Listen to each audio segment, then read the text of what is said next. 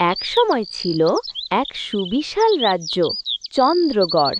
সেই রাজ্যের রাজা রানী দয়ালু, কিন্তু চিন্তায় ভরা, কারণ তাদের একমাত্র ছেলে রাজপুত্র আর্য বড় হয়ে উঠেছে।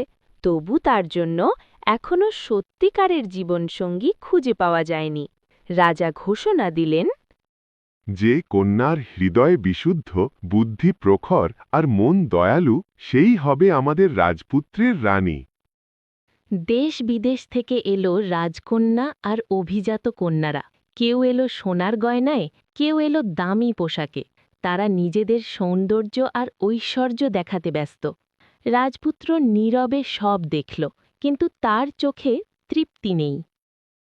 এক সন্ধ্যায় রাজবাগানে রাজপুত্র হাঁটছিল। হঠাৎ সে দেখল এক সাধারণ পোশাকের মেয়ে একটি আহত পাখির পায়ে কাপড় বেঁধে দিচ্ছে। রাজপুত্র জিজ্ঞেস করল, তুমি কে?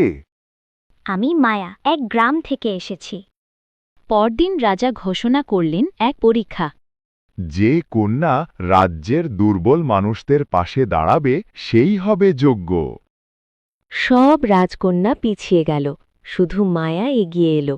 সে গরিবদের খাবার দিল, অসুস্থদের সেবা করল, আর শিশুদের গল্প শোনাল।